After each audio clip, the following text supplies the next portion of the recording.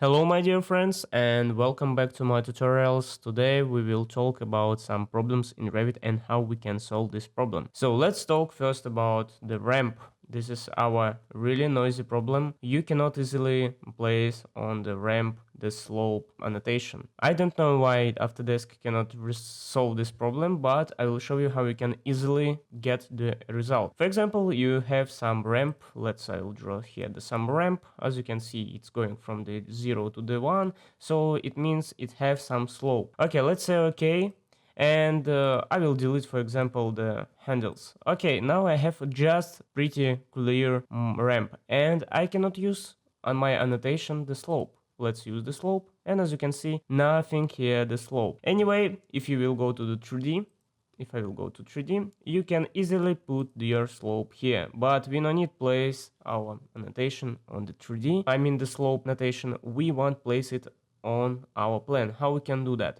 Actually, this is really a stupidly thing, but I should show you how it's works. Okay, let's say you have your ramp. Next thing, and this is really important, and just follow me and you will get the same result. You need select your ramp, and after that, place it, for example, a bit higher on the next level. Let's say I will give like 5 meter, and will be like another level. Oh, sorry. I will say here the none, and here I'll say 5 meter. Okay, now my ramp it's not here, but why I can see it?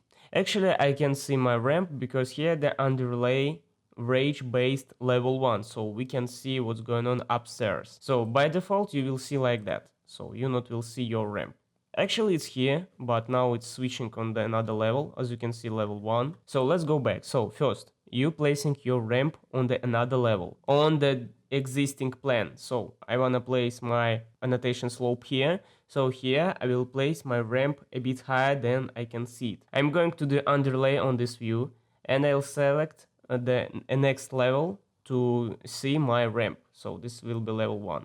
And now I can see my ramp. After that, I'm going to the annotation and select slope. Select slope and select your slope. And as you can see, you can select your slope. And now its annotations here. Yeah, really strange. Next thing, select your ramp and say it's 0 and going till the level 1. Now I will unswitch it off my underlay. I don't want to see nothing, only my level.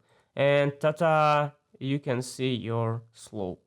Yeah, this is really strange thing, but it works. No worries, you can even change the place where you want to place your annotation line, and it's still working. As you can see, it's nothing going on with that, even if you will change the size of that.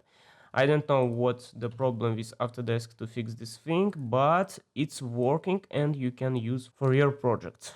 So this is small tips for the Revit. I think you will find it really interesting. Thank you guys, and see you on the next fixing problem in Revit.